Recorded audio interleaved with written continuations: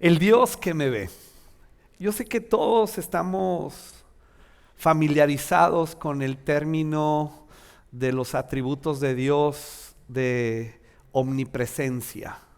Dios está en todo lugar.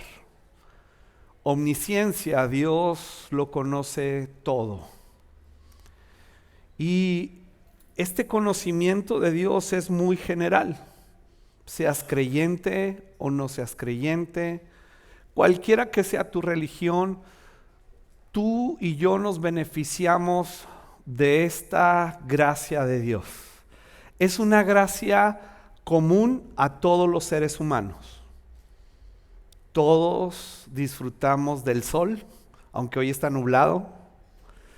Todos los seres humanos recibimos la bendición de los rayos del sol y todo lo que eso conlleva. Todos los seres humanos respiramos. ¿Puedes respirar? Seas bueno, seas malo, tú tienes oxígeno para vivir. Esa es la gracia común de Dios, expresada en Juan 3:16, que dice: de tal manera amó Dios al mundo. Pero luego esa gracia común viene al corazón de alguien que pone su fe en Jesús y deja de ser una gracia común para convertirse en una gracia eficaz. Es cuando por la fe tú tienes un encuentro con Jesucristo. Es cuando por la fe el Espíritu Santo te presenta a Jesús, el que fue a la cruz del Calvario para morir por ti y por mí y darte una justicia eterna. Es esta revelación de Dios a tu corazón, a tu alma y a tu mente, de que Dios te diseñó, te amó y te otorgó salvación. Y por eso se vuelve eficaz. La gracia común es Juan 3:16, que Dios ama al mundo porque es su creación. Gracia común, pero la gracia eficaz es que Dios ama a la iglesia. Y en ese sentido tú puedes comprender por el Espíritu Santo que ese Dios, que ya lo conoces por nombre, que está revelado en la persona de Jesús, es un Dios presente en tu vida. Y que pueden haber circunstancias por las que estás pasando el día de hoy o has pasado a través de los años. Pueden haber circunstancias que tal vez te hacen dudar de esa presencia de Dios.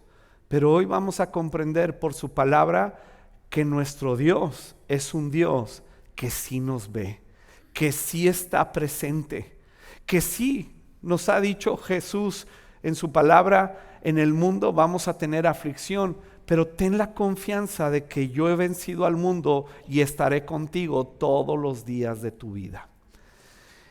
Y para comprender esta verdad, yo quisiera centrarme en la vida de una mujer en el Antiguo Testamento. Una mujer que es un poco controversial su historia, es difícil de comprender todo lo que rodea esta historia, y su nombre es Agar. Agar es protagonista de una historia de matices difíciles de comprender para nuestra cultura occidental y más en el siglo XXI. Agar fue sierva de Sara, la esposa de Abraham. Y Agar, por pedido de Sara, tiene un hijo con Abraham. No es que Dios lo permitía, no fue idea de Dios, fue idea de Sara. Abraham aceptó y Agar igual. ¿Por qué aceptó Agar? Porque en aquel entonces los hijos de los esclavos, ¿qué pasó? Fue un efecto especial. Los hijos de los esclavos podían llegar a contar como descendencia de sus amos. Y esa fue la idea de Sara. Yo no puedo tener hijos, pues que los tenga Agar. Al cabo, esos hijos van a contar como míos.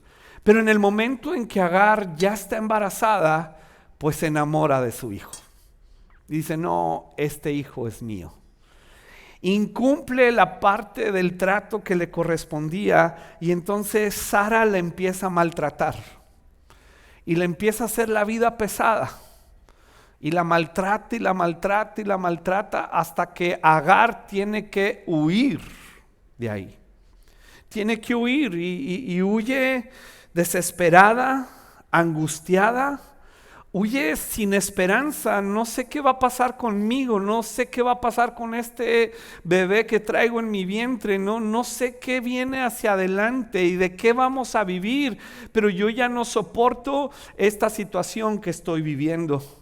Yo cometí un error y yo me imagino que en esa huida Agar decía, ¿por qué cometí este error? ¿Te ha pasado? Que cometes errores y de pronto dices, ¿cómo me fui a meter en ese rollo? ¿Cómo me fui a meter en ese problema? ¿Cómo me enredé en esa situación? ¿Cómo es posible que me descuidé de tal manera y cedí a ciertas cosas que hoy me están cobrando la factura? ¿Si has pasado por ahí?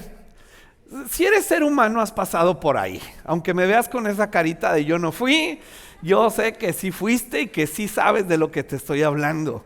Todos hemos pasado por ahí porque ninguno de nosotros es la cuarta persona de la Trinidad. Hemos tenido situaciones difíciles y hemos cometido errores.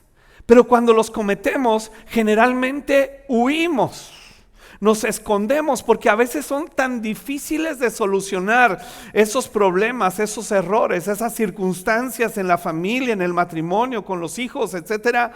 Es tan difícil que huimos como Agar. Mi pregunta es, ¿estás huyendo el día de hoy de algo? Huimos porque no sabemos cómo solucionar el problema, porque realmente estamos agotados por el problema. Y algunos nos refugiamos en el trabajo, y el trabajo es bueno. Otros se refugian en el deporte, y el deporte es bueno. El problema es cuando te refugias para huir de la realidad. Algunos se refugian en la religión. Hay personas que todo el día están escuchando predicaciones y están escuchando alabanzas porque no quieren enfrentarse a su realidad. Es demasiado difícil y yo cargo mucho dolor por esta realidad. Entonces yo me quiero esconder y crear una atmósfera de escape, porque yo ya no quiero más este sufrimiento.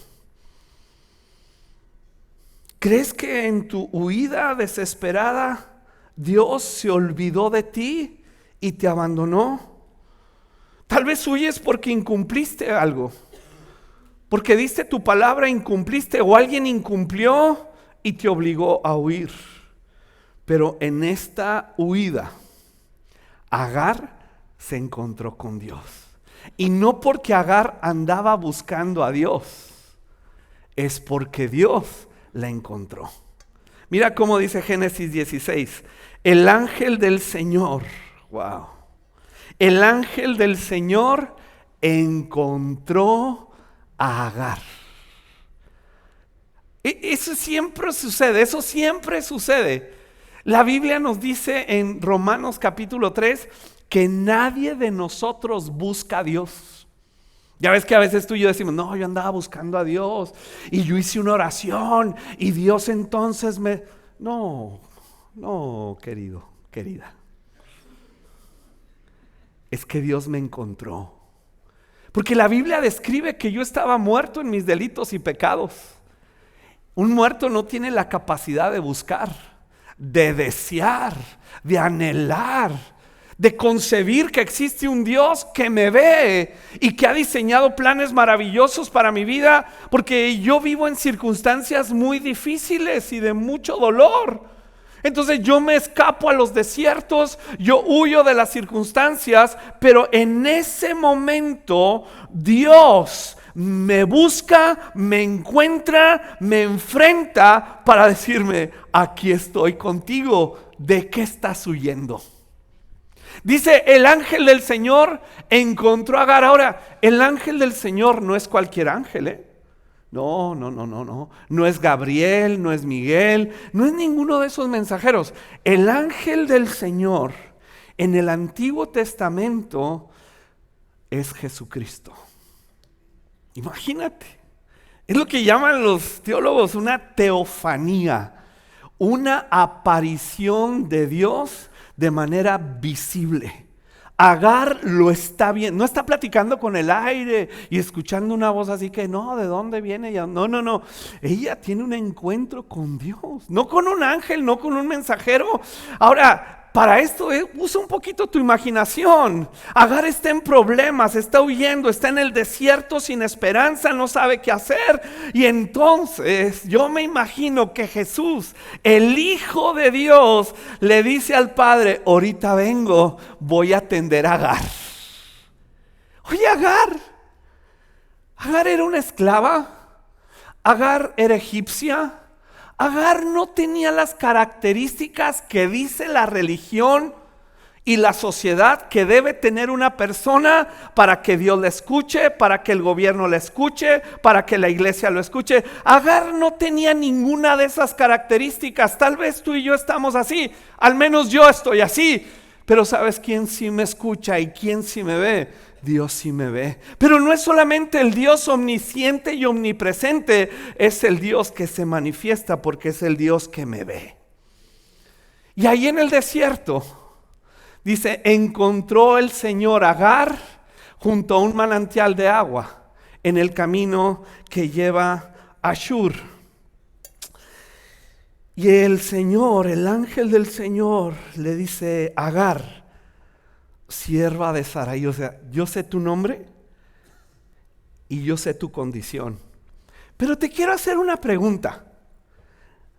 ¿De dónde vienes? Como si Dios no supiera. Como si Dios ignorara. Pero Dios le hace la pregunta ¿estás consciente de dónde vienes? Sí. Es como cuando Elías se escondió. ¿Te acuerdas ahí en Primera de Reyes 19? Cuando lo está persiguiendo al profeta Elías, esta terrible mujer Jezabel, esposa del rey Acab, lo está siguiendo para matarlo, y él se va y se esconde en una cueva. Y Dios le pregunta: ¿qué haces aquí? Y él responde, Elías: no, es que yo he sentido un vivo celo por el Señor. Son esas oraciones tuyas y mías donde nos desplayamos con el Señor, donde yo sufro, nadie me comprende, yo he hecho lo mejor que pude y no se aprecia, tú no me bendices, yo hago lo que me dijeron en la iglesia, yo hice tal oración, yo hice tal ritual, yo hice tal cosa, yo he cumplido y tú incumpliste, Dios. Pero ¿sabes qué? Dios no te tiene lástima. Dios no dice: ay, pobrecito. Dios te tiene compasión. Pero su compasión está llena de gracia. Y la gracia es la capacidad divina para salir adelante. ¿Qué haces aquí? Es como que, ¿qué haces aquí? No, ¿qué haces aquí? Pobrecito. Y algunos soñamos con ese momento donde alguien más o Dios mismo: ay, pobrecito. Y sí, Dios nos recibe cuando lloramos. Y sí, Dios nos recibe cuando estamos tristes. Y sí, Dios nos consuela. Pero en el consuelo nunca nos va a tener lástima. Nos va a dar gracia, misericordia y capacidades para pensar con claridad y tomar las decisiones que corresponden a su voluntad. Porque esta voluntad es buena, agradable y perfecta. ¿De dónde vienes, Agar? Tú y yo sabemos de dónde venimos. Pero la siguiente parte de la pregunta: ¿y hacia dónde vas? Eso sí, no sé a dónde voy.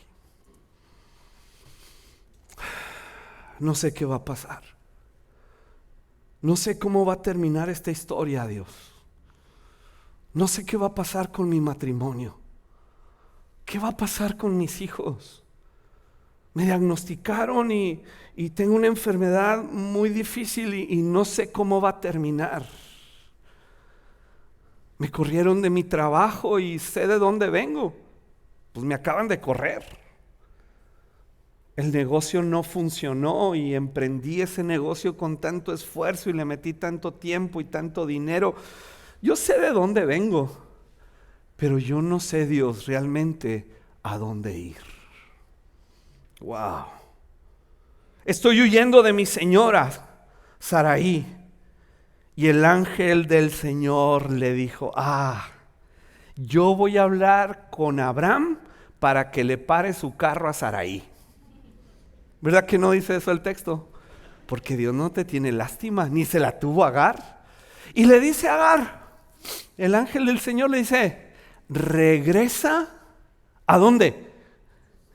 A dónde o de dónde vienes huyendo. Yo sé que hay cosas que ya no tienen solución humanamente hablando, ¿sí? No te confundas con esto. Pero sí tienes que regresar a enfrentar la condición de tu corazón por esa circunstancia. No puedes estar huyendo. Acabamos de salir de la serie de la dopamina, ¿verdad? No puedes estar huyendo y estarte llenando de comportamientos y sustancias dopaminérgicas. Incluye la religión. ¿Y sabes cómo te das cuenta si la religión es dopamina? Cuando sales de una reunión como esta y dices, voy a mi realidad. O sea, vine por mi porción de droga y luego ya me voy porque agarré fuerza. Ya fue mi dopamina de la semana, fue mi momento religioso de la semana. Algunos dicen recargué baterías y entonces voy a ir a la realidad donde yo sé que esa realidad me va a chupar, me va a consumir. Y por eso no quiero enfrentarla. Y Dios le dice, regresa, tienes que solucionar esa situación. Tienes que solucionar. Si no se puede con la persona, tiene que solucionarse en tu corazón. ¿Y cómo se soluciona? Le dice el Señor, tienes que regresar y tienes que someterte a su autoridad. El principio que se desprende de esto es que cuando regresamos a enfrentar nuestra realidad, por muy dolorosa que sea, lo hacemos bajo el gobierno de Dios. No bajo el gobierno de otro ser humano, pero sí lo hacemos bajo el gobierno de Dios. En algunos casos incluye el gobierno de otro ser humano si eres hijo y estás en el hogar viviendo con tus papás. Todos estamos bajo autoridad, pero el principio que Dios le está transmitiendo a Agar es: tú necesitas regresar, enfrentar tu realidad, pero bajo mi gobierno. Y mi gobierno y mi voluntad es buena, agradable y perfecta. Vivir bajo el gobierno de Dios significa que yo me vuelvo una persona gobernada por Dios a través de su palabra. No una actitud religiosa mística donde Dios me habló y yo sentí y yo le dije y Él me dijo y Él me mostró. No. Es que dice su palabra en cuanto a esta circunstancia por la que yo estoy pasando. Porque Jesús nos enseñó a través del Padre Nuestro: venga tu reino, venga tu gobierno y gobiérname a mí como gobiernas en el cielo. Y ese gobierno, esa sujeción a Dios, no estoy hablando de la manipulación y el control religioso, estoy hablando del gobierno de Dios expresado en su palabra, transmitido por el Espíritu Santo, donde tu palabra me indica qué son las acciones y no los sentimientos que debo tener para esas acciones, porque haciendo lo que tú me dices que hagas, luego me voy a sentir como tú dices que me sentiré si te obedezco. Pero aún esa obediencia no es una fe transaccional. Escúchame, la fe bíblica no es transaccional. No es que yo ya hice, yo ya obedecí y ahora tú, Dios, me debes. Y ponemos a Dios en el banquillo de los deudores. Yo ya hice, yo te obedecí, ¿dónde está mi premio? Ese es transaccional. La Biblia enseña de una fe relacional. Yo estoy conociendo quién tú eres. Yo estoy conociendo tus atributos, tu corazón, tu persona, tu bondad. Y como dice el salmista, me deleito en tus mandamientos. Regresa y sométete a su autoridad. Y añadió: yo te daré más descendientes de los que puedas contar. ¿Tú crees que vas a morir en el desierto? ¿Tú crees que ese hijo no tiene un futuro? Yo te daré más descendientes de los que puedas contar. Ahora estás embarazada y darás a luz un hijo. Lo llamarás Ismael. ¿Qué significa? ¿Qué significa? Dios oye. Hay veces que tú dices, ay, es que no oigo a Dios. Pero Dios sí está hablando. A veces es que nos hacemos los que no escuchamos. Porque lo que leemos en su palabra a veces no nos agrada, pero es lo que nos sana. Porque el Señor ha oído tu clamor de angustia. Este hijo tuyo será un hombre indomable, tan indomable como un burro salvaje. Dices, híjole, pues hoy en día no es un piropo, así que tu hijo es un hijo salvaje, ¿no? Pues un burro salvaje. Pero en aquel entonces pues ha haber sido algo muy bonito, ¿verdad? Pero dice, yo he escuchado tu clamor. Yo sé de dónde vienes, pero sé algo que tú no sabes. Yo sé a dónde vas. Porque la Biblia dice en Efesios capítulo 1 que Él diseñó planes hermosos y gloriosos para mí aún antes de que yo naciera. Eso no significa que en esos planes gloriosos y hermosos yo no tendré oposición y aflicción.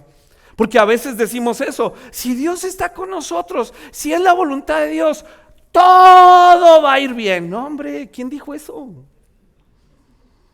¿Dónde está en la Biblia? Y entonces creamos una expectación no real de Dios y de sus propósitos. Y Jesús dijo, en el mundo vas a tener mucha aflicción, pero confía que yo he vencido al mundo y que estaré contigo todos los días de tu vida. Cuando pases por el fuego, yo voy a estar contigo. Yo a veces le digo, Dios, ¿y no es posible no pasar por el fuego? O sea, gracias que prometiste estar conmigo en el fuego. Cuando pases por aguas profundas que sientes que te estás ahogando, dice Dios, yo voy a estar contigo. Pues mejor, ¿qué tal si ninguno de los dos estamos ahí? ¿Verdad? Que sería más padre eso. Pero vas a pasar por las aguas profundas. Vas a pasar por el fuego de la aflicción. Pero yo voy a estar contigo. Te voy a dar paz, contentamiento y una rica herencia en Cristo Jesús. Yo voy a estar ahí. Así como estuvo con Agar. Y tu descendencia, le dice, va a multiplicarse, que ni la vas a poder, no, o sea, en palabras de nosotros, no te la vas a acabar. Versión libre.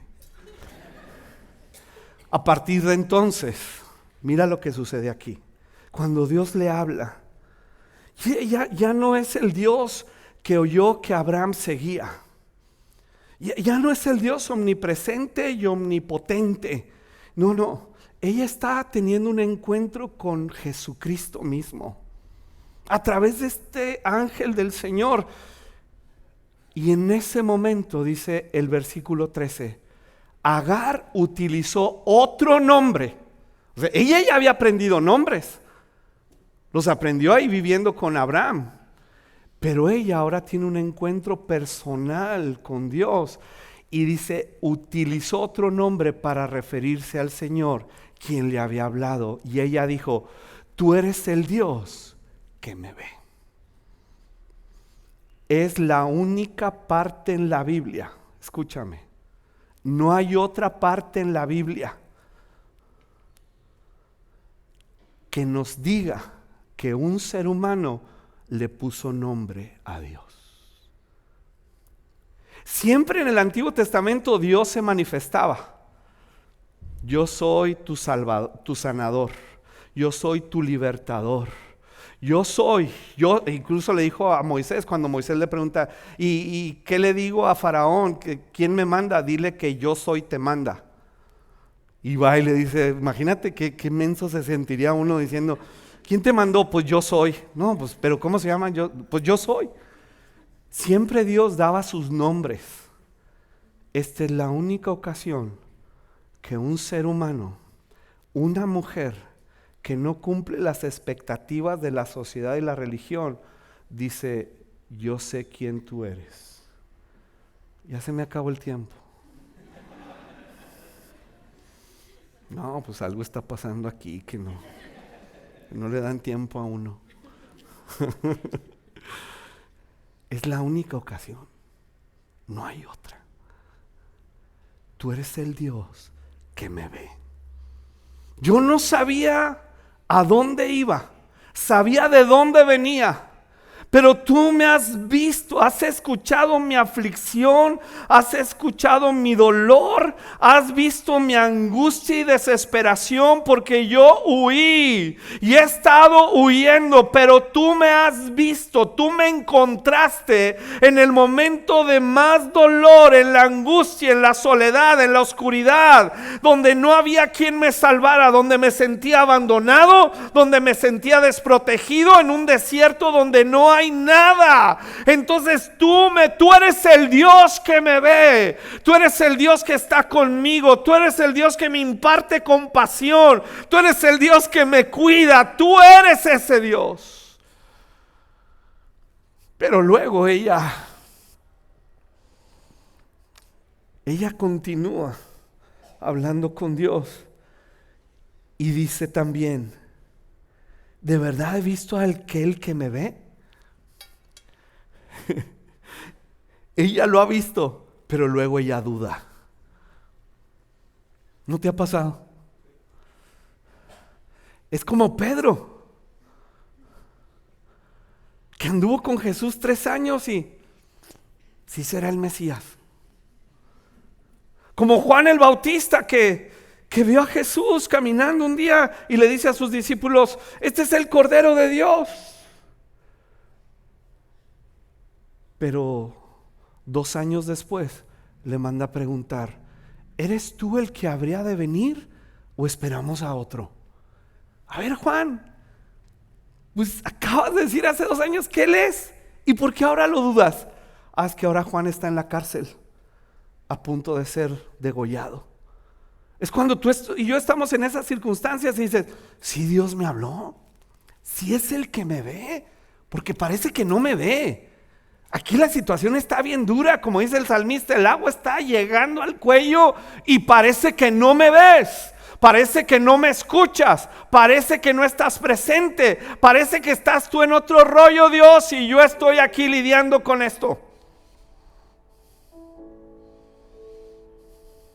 Vamos a pasar también por esa situación. ¿Cómo se dio cuenta Agar que sí fue Dios el que la vio y la sacó de esa angustia? Cuando ella regresó y nació Ismael en casa de Abraham y Sarai. Sí nació el muchacho, no morí en el desierto, su gobierno me cuidó. Pero luego pasa el tiempo y sí, nace Ismael, pero luego nace Isaac y se vienen los problemas. Nace Isaac y Sara dice: yo no quiero que esté aquí ya Agar e Ismael. Abraham, despídelos.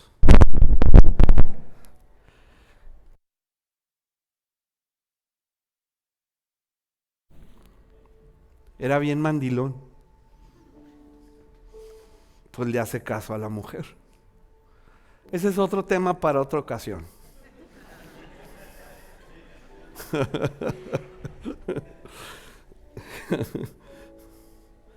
Y le dice a Abraham: despídela. Abraham la despide, dice Génesis 21:14. A la mañana siguiente Abraham se levantó temprano, preparó comida y un recipiente de agua y amarró todo a los hombros de Agar.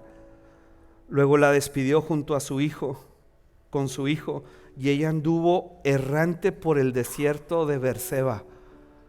Otra vez en el desierto. Yo creo que Agar pensó: es que cuando yo vi a Dios y Él me vio, escuchó mi dolor y me sacó de esta angustia, yo pensé que nunca iba a regresar al desierto. Sí, sí vas a regresar al desierto. Cíclicamente vas a regresar al desierto. Desiertos no son malos. No siempre en la Biblia desierto quiere decir maldad o lo que tú quieras. En el desierto el pueblo de Israel recibió el maná. En el desierto ellos experimentaron la protección de Dios. En el desierto recibieron agua de una piedra. Los desiertos son muy buenos. Los desiertos nos ayudan a sensibilizarnos. Los desiertos nos ayudan a ver lo sobrenatural de Dios. Ella regresa al desierto y de pronto se le acabó el agua. Y Agar hace algo que es muy difícil que una mamá haga. Agarra al muchacho, dice la Biblia, que puso al muchacho a la sombra de un arbusto y se alejó y se sentó a 100 metros de distancia y se echó a llorar y dijo: no quiero ver morir al muchacho. No quiero verlo morir. Es una situación extrema que para que una mamá haga eso es porque de verdad ha perdido toda esperanza. Es cuando de pronto vuelven circunstancias que parecían ya olvidadas. Ya pasamos eso otra vez, y entonces el corazón se apachurra y dice: es que yo ya no quiero pasar por ese dolor. Mejor voy a poner al muchacho allá a 100 metros y yo no lo quiero morir. Voy a poner a mi cónyuge allá en 100 metros. Voy a poner a ese hijo allá en 100 metros. Voy a poner esta situación que ya no aguanto y no quiero seguir sufriendo por eso. Y lo voy a poner a la distancia. Y me voy a olvidar de ello y voy a vivir mi vida.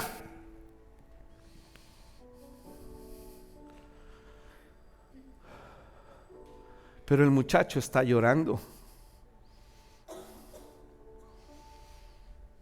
Ella está llorando. Y dice el versículo 16: pero Dios escuchó llorar al muchacho.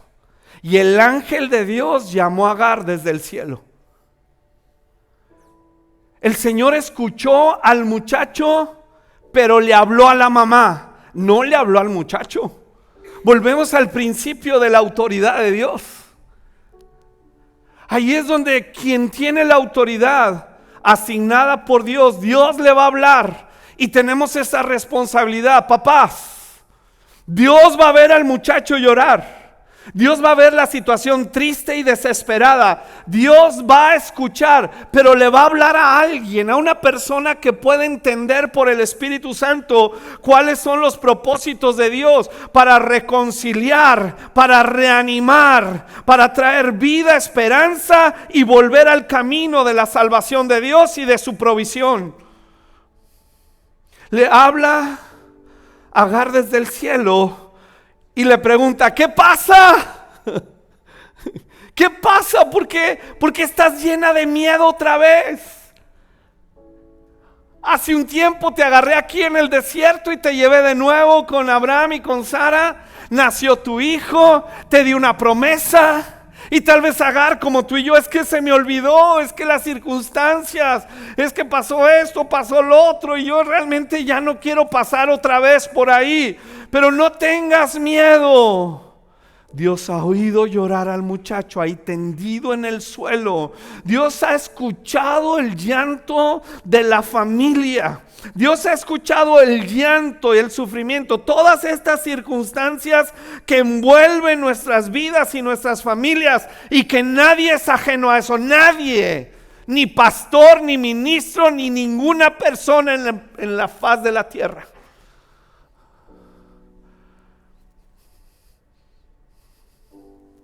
Pero no tengas miedo.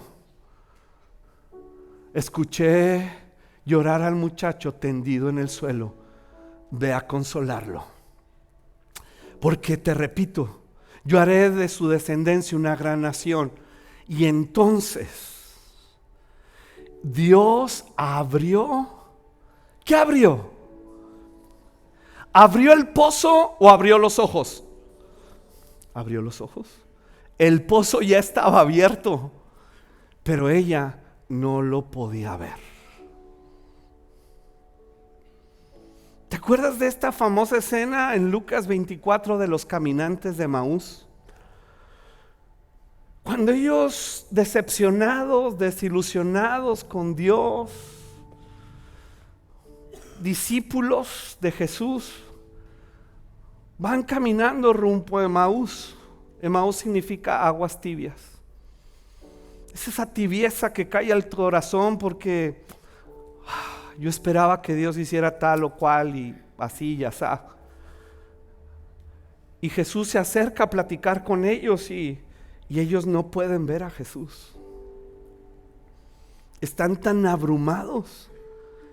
Y Jesús les pregunta, similar a Agar, ¿a dónde van? ¿Qué platican entre ustedes? Pero no pueden ver a Jesús.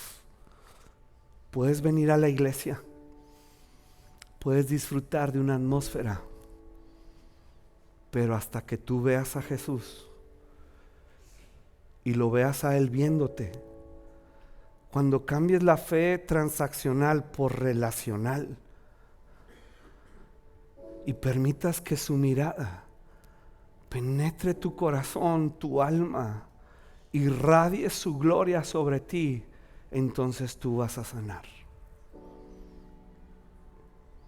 Ninguna iglesia puede sanarte. Ninguna oración de ningún otro mortal puede sanarte. Solo el Dios que te ve. Pero tal vez no lo ves ahorita porque estás muy abrumado o abrumada por las circunstancias.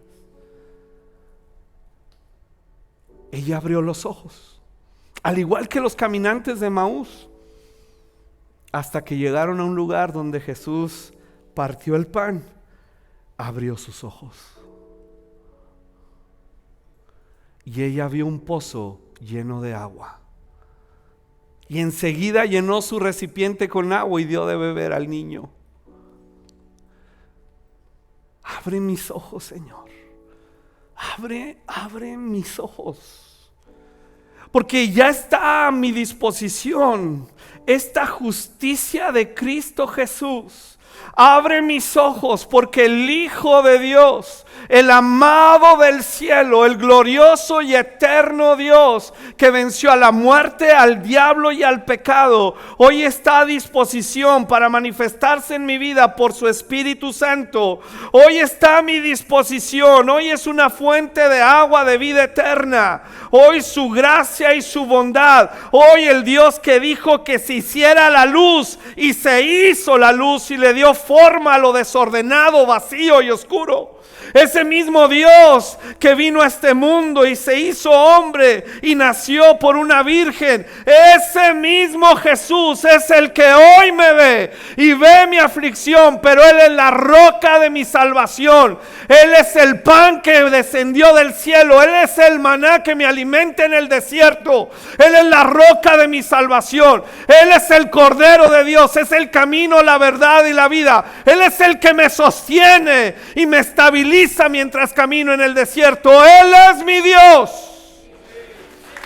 Y ella abre sus ojos, agarra de eso y va y corre con el muchacho y le dice: mi hijo, no vas a morir, vas a vivir, porque Dios lo prometió y Dios lo cumplió. Y el ángel del Señor que hoy vino a visitarnos, ella lo comprendió. Es el que va a venir mucho tiempo después, cientos de años después, y va a ser el Hijo de Dios que en la cruz del Calvario va a traer salvación a toda la humanidad. Todo esto está sucediendo. ¿Por qué? Porque ella abre sus ojos. Ponte de pie conmigo y dile: Señor, abre mis ojos.